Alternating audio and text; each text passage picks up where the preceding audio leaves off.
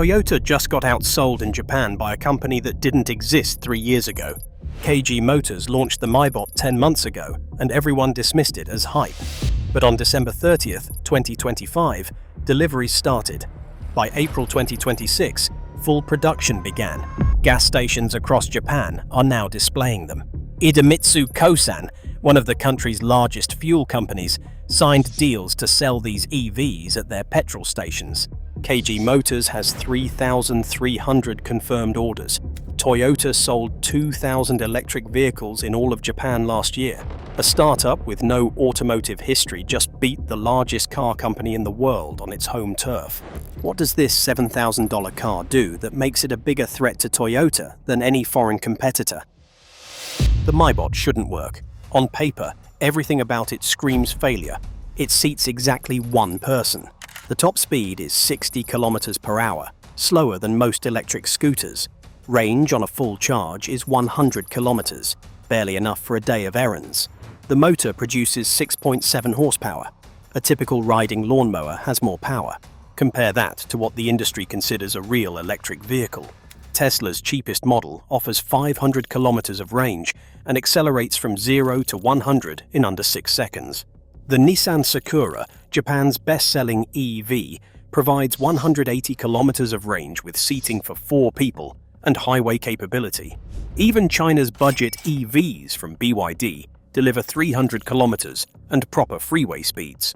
The mibot measures 2.49 meters long and just over a meter wide, smaller than Japan's already compact K cars. Height stays under 1.5 meters. It looks like a toy car that escaped from a children's amusement park. The interior is stripped to essentials with basic controls, an 8-inch touchscreen, and air conditioning. That's the complete feature list. Charging takes 5 hours from a standard household outlet. There are no fast charging capabilities, no advanced driver assistance systems, no luxury materials, no features designed to compete with modern vehicles. The dashboard shows speed, battery level, and remaining range. Nothing else. These specifications aren't just modest. They're laughable by industry standards. This is what KG Motors thought would compete in a market where Toyota, Honda, and Nissan have spent decades building consumer trust and technological expertise. When KG Motors opened reservations in fall 2024, the automotive industry barely noticed. Another startup promising an affordable EV, another round of pre-orders that probably wouldn't convert to actual sales. The sector had seen this pattern repeatedly. Pre-orders mean nothing in the automotive world. They're refundable deposits from people who like the idea of something but haven't committed real money. Established manufacturers with billions in resources struggle to bring new EVs to market on time and on budget. A 3-year-old startup, led by a former YouTube creator, was supposed to succeed where experienced companies failed. The automotive graveyard is filled with failed electric vehicle startups. Companies that raised millions, collected thousands of pre-orders, built impressive prototypes, and then collapsed before delivering a single production vehicle. Fisker, Lordstown Motors, Arrival, Canoe. The list goes on. These weren't amateurs. They had experienced executives, serious engineering teams, and major investor backing. KG Motors had Kazunari Kusunoki, a 43-year-old who used to run an auto parts supplier before selling the business in 2018 and launching a YouTube channel about electric vehicles and minicars. His credentials for building a car company from scratch. He knew how to take vehicles apart on camera and had accumulated 200,000 YouTube followers. The company raised 1.39 billion yen by February 2025, roughly 8 million euros. That sounds substantial until you compare it to what established automakers spend on EV development. Toyota invests billions per year in R&D alone. Tesla spent over $2 billion developing the Model 3. KG Motors was trying to design, manufacture, and deliver a production vehicle with less funding than a single marketing campaign for a major automaker. Industry observers who paid attention at all generally assumed the mibot would follow the familiar pattern: generate buzz, collect deposits, announce delays, eventually refund the money and disappear. The specifications were too limited. The price was impossibly low. The company had no manufacturing track record. Then came December 30th, 2025. KG Motors delivered the first mibots to customers in Hiroshima and Tokyo. Not prototypes, not test vehicles. Production models built to specification and handed over to paying customers. Full-scale manufacturing began in April 2026 at the company's factory east of Hiroshima. The facility wasn't using cutting-edge robotics or automated assembly lines. It relied on hydraulic presses that had operated in Japan for decades and simple production lines where workers installed components by hand. But it was producing vehicles. Real vehicles that people could drive home. The mibot uses a monocoque chassis, a single-shell frame that provides structural rigidity without an internal skeleton. Body panels are flat or gently curved, cheap to stamp and easy to replace. Under the shell sits a 7.68 kilowatt-hour lithium iron phosphate battery connected to a rear-mounted electric motor. The wiring follows straightforward paths, no redundant systems, no advanced electronics beyond basic controls. The entire vehicle weighs 470 kilograms. Everything about the design prioritized cost reduction. Minimal automation meant lower capital investment. Standardized components from existing suppliers eliminated expensive custom engineering. The monocoque construction reduced part count and assembly complexity. Local sourcing within 500 kilometers of the factory avoided international shipping and import duties. KG Motors also offered battery as a service, allowing buyers to purchase the vehicle without the battery for approximately $3,000 and pay monthly fees based on usage. This dropped the entry barrier even further for buyers who could manage small ongoing payments but lacked cash for the full purchase. By early 2026, over 95% of mibot pre-orders came from homeowners who already owned at least one other vehicle.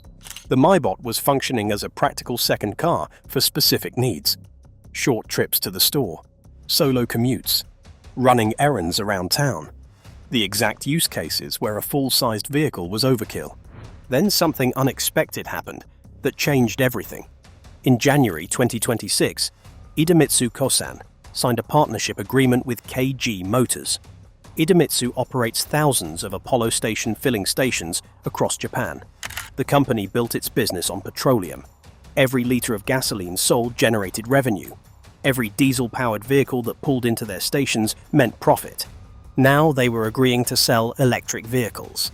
The partnership designated select Apollo Station locations in Tokyo and Hiroshima as mibot sales and service centers. These stations would handle delivery, registration, insurance, inspections, maintenance, and parts. The program launched in April 2026 with plans for nationwide expansion. The symbolism was impossible to miss. A fuel company that profits from combustion engines was pivoting to support electric mobility. The same forecourts where drivers filled gasoline tanks would display compact yellow EVs. Mechanics, trained on internal combustion, would service battery electric powertrains.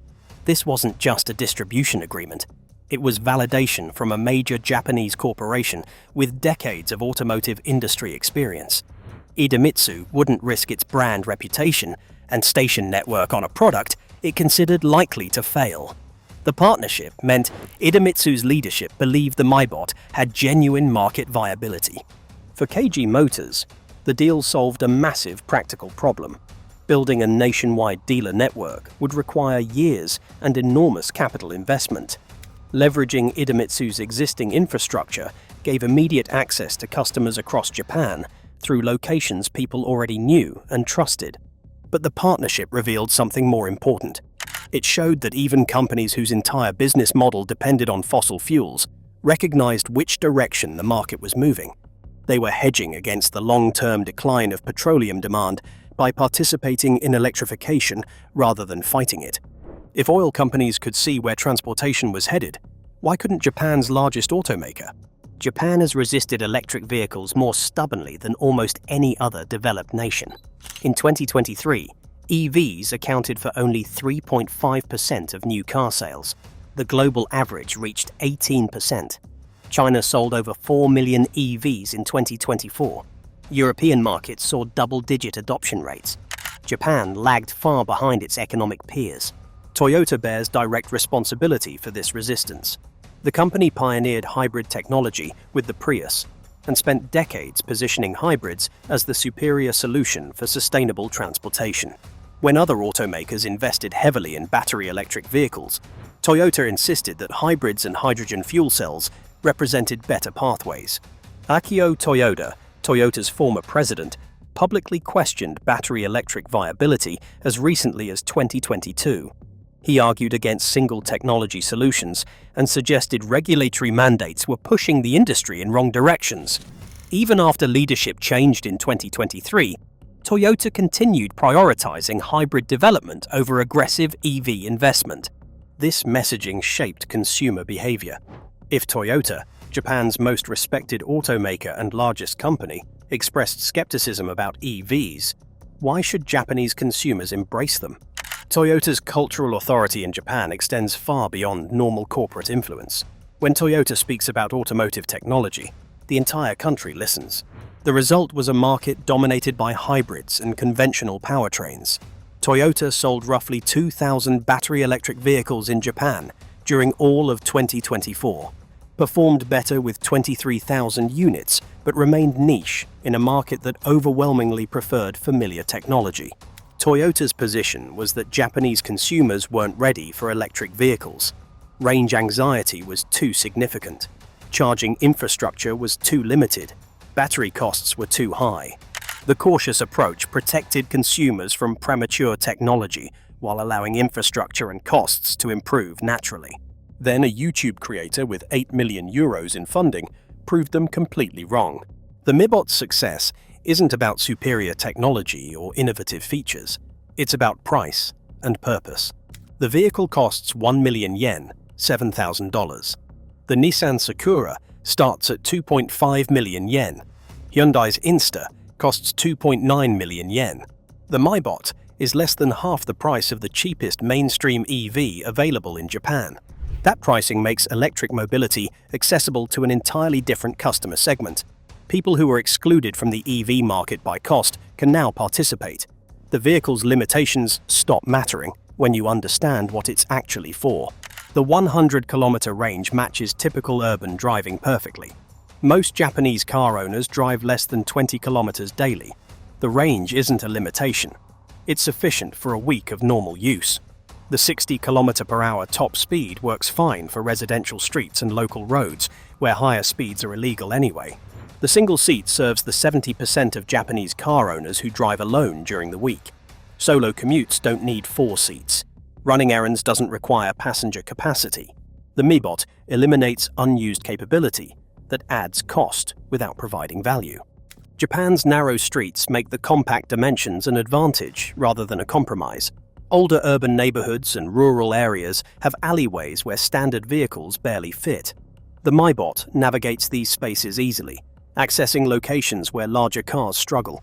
Parking in Tokyo costs a fortune. A vehicle 1 meter wide solves that problem.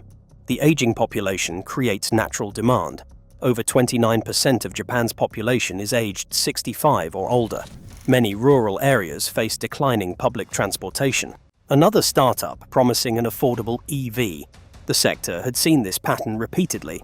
Pre-orders mean nothing in the automotive world. They're refundable deposits from people who like the idea of something but haven't committed real money.